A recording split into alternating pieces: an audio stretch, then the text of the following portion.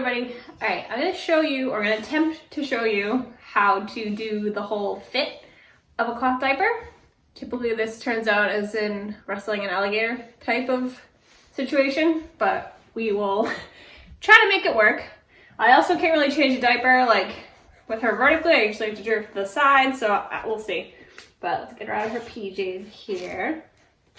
Don't mind the naked baby in the background. This is a regular pocket cloth diaper. The snaps up here are what your snaps here snap into. So just like any other disposable diaper, you would take this tab and like Velcro, you would do that. But instead of Velcroing it, you would stick it. They do make Velcro cloth diapers. You people who aren't a fan of snaps or want to deal with the snaps, they do come in Velcro.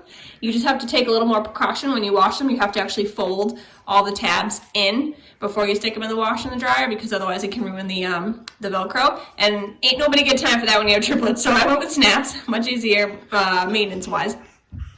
So each side has the little tabs, and you just stick it on. Then there are these snaps at the bottom, and they are called risers. This is what makes a one-size cloth diaper able to be one size. So at its full expansion, this will fit on like a 2-year-old, up to 2, 3, potty training essentially. You, as babies, as your littlest baby, there's these snaps right here, and they go into any of these two. Some diapers will come with 3 rows, some only come with 2. It kind of just depends on the brand of the diaper. This is Mama Koala, and it has 2 rows of risers. So you would take this and put it on the setting, depending on how big your baby is. My babies are 8 months old, and they kind of differentiate between the smallest and this one here.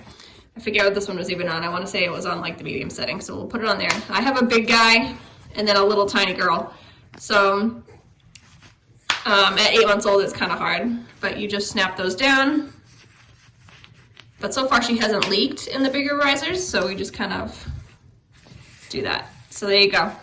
And you want to make sure all of your fabric is kind of tucked in there, looking good. So this is ready to put on the baby as is. Now let's grab this naked baby before she pees on my new rug. You crazy girl. All right. The thing to remember about cloth diapers is that the bum is never going to go as high as disposable diapers. So it should end like right before that. You should just like barely you shouldn't see their butt crack, but it's like right there if you were to like kind of peek in sort of thing, where disposable diapers sometimes go up to like their damn like mid back. So I always kind of lower it. And then to put the diaper on, let me make sure you guys can see what I'm doing. Okay, yep. You want to kind of hold this in the middle here. So you squish it and then put it forward. For boys, you want to make sure their penis is folded down, just like you would disposable diaper. And then you're ready to just kind of fold the tabs over like that, hold one side, and then I grab the tab, and then I just pull it as tight as it can go. I kind of know some diapers will have these like this like one little mid snap, and so I know like she goes all the way to the end kind of thing, where the Mama Koalas don't, and she typically will have a couple snaps in between, a couple set of snaps in between. So I'm gonna stick her like that, and then you do the other side. Yeah, so usually around 2 sets of snaps for her. It's 1 or 2, depending on the diaper. I actually make this a little tighter. And you think you're going too tight, and I promise you're not. If you can fit 2 fingers in there comfortably, you're good. So there's that. Now it's a little messy looking. You want to make sure that you kind of go in and fold down. And actually, I think this one's a little too tight because it's looking a little messy. So we're going to go with the 2 in the middle there. It's very hard to do this when she's squirmy wormy. And then you just kind of want to go in, and go like that. Make sure all the fabric's good. And there's a good fit.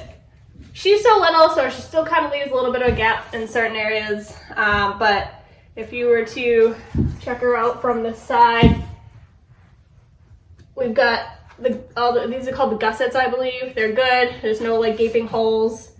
And then if you roll her over, or show her this way, you got your butt. The inserts are sticking out a little bit, which you can fold down. That's just because I didn't do that. But so there you go, and it's just right above her little butt crack there, and she's ready to go. I hope that made sense. I'm gonna bring this closer just so you can kind of get like a closer view. But yeah, just want to tuck in all the fabric, make sure it's all good, make sure all the gussets are good, and then make sure these things are folded down, folded in, and there we go. You have a fit, good fit. Oh, and she's gonna roll like she always does. She's crazy. So let's bring this down. So here we go. We got the two there. She's got that. These are good. Sometimes this like this little bit of fabric, like it doesn't look as clean here. So you just want to like shove your fingers in to make sure the fabric's down. But there you go.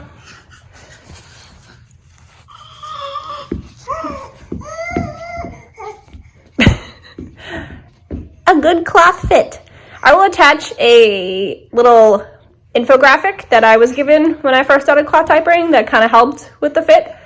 I'll attach that in the description of this video to help you as well, just as like a guide if you need it. You can always just stick it up, tape it to your wall while you get the hang of it. But that's that.